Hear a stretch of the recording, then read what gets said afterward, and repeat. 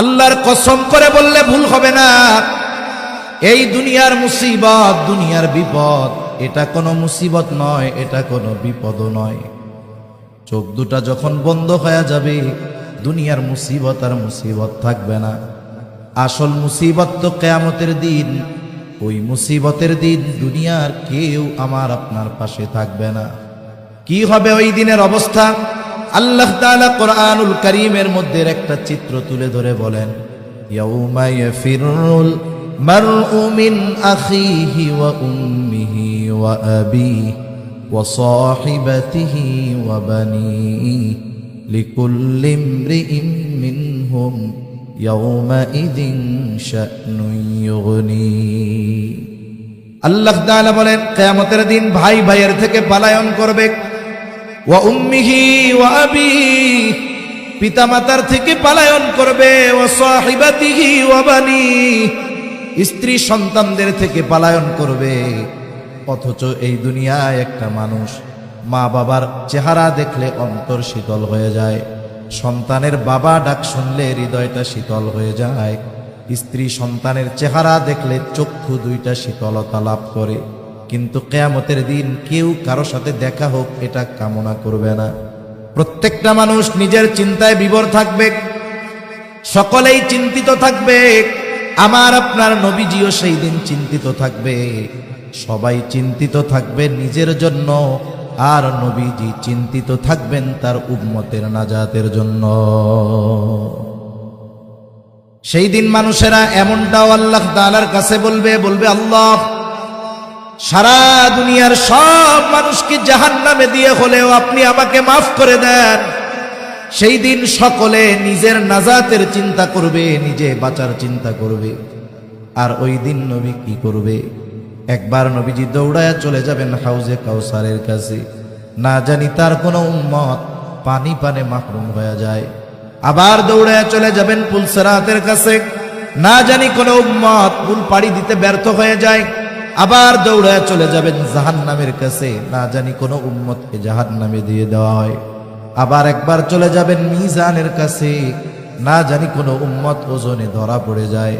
আবার যখন সুপারিশ করার দরকার, আল্লাহ তাআলার কাছে সে বারবার উম্মতের জন্য সুপারিশ করতে থাকবে। সব নবী সবাই জান্নাত অভিমুখে রওনা হয়ে যাবে, জান্নাতের দোরগোড়ায় পৌঁছায় যাবে। জান্নাতের দরওয়াজা বন্ধ।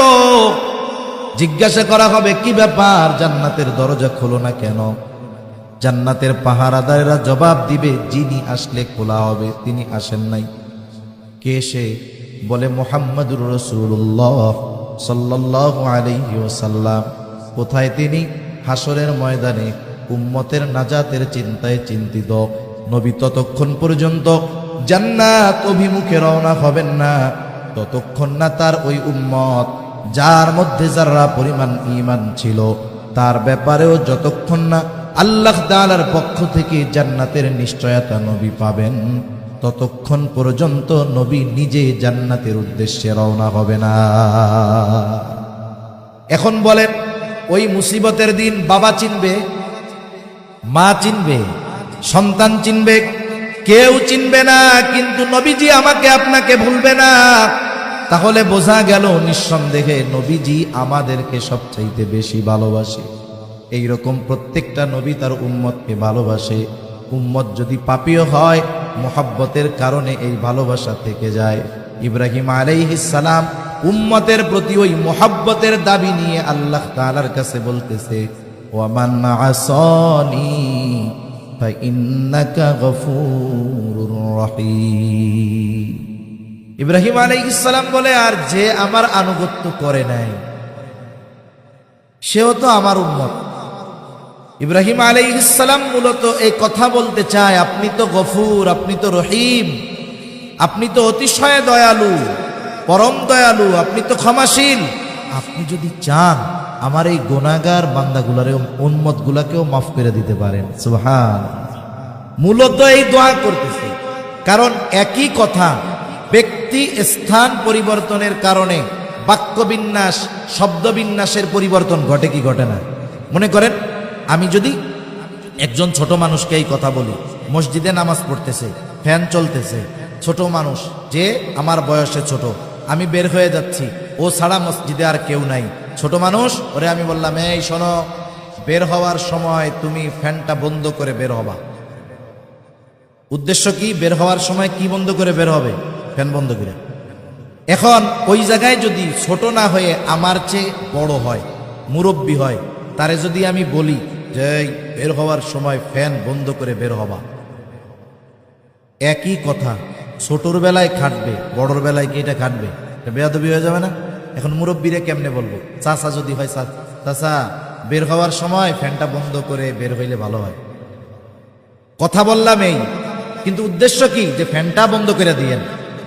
ইব্রাহিম আলাইহিস সালাতু ওয়াস সালাম সরাসরি বলতেছেন আল্লাহ মাফ করে দেন, কিন্তু যা বলতেছে তাতে কি বোঝা যায়? যে আল্লাহ আপনি তো গফুর, আপনি তো রহিম, যারা আমার আনুগত্য করে নাই তারা তো আমারও উম্মত, আমারই উম্মত, আল্লাহ আপনি মাফ করে দিয়েন।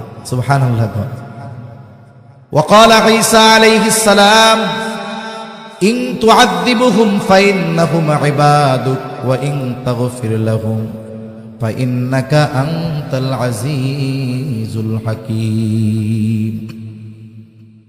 ঈসা আলাইহিস সালাম আল্লাহ তাআলার কাছে উম্মতের জন্য দোয়া করছে।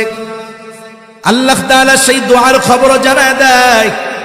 ঈসা আলাইহিস সালাম বলে, ইন তুআযিবুহুম ফাইন্নাহুম ইবাদুক, আপনি যদি তাদেরকে শাস্তি দেন তারা তো আপনারই বান্দা, ওয়া ইন তাগফির লাহুম ফাইন্নাকা আনতাল আজিজুল হাকীম, আর যদি আপনি তাদেরকে ক্ষমা কইরা দেন আপনি তো আজিজ, মহাপরাক্রমশালী, হাকিম, মহাপ্রজ্ঞাময়।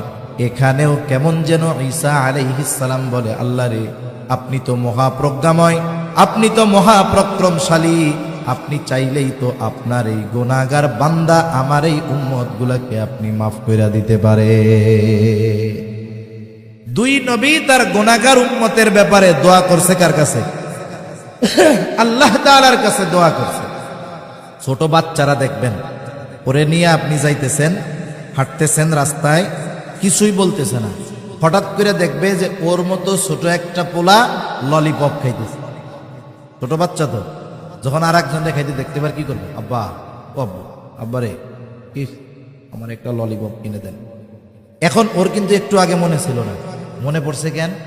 আর একজন রে খাইতে দেখছে এই জন্য। নবীজি উম্মতের চিন্তা সব সময় করেন, কিন্তু যখন এই দুই নবীর দোয়া তিলাওয়াত করছেন তখন গুনাহগার উম্মতের প্রতি নবীজির অন্তরে মহব্বতের ঢেউ উঠে গেছে। সুবহান। এবার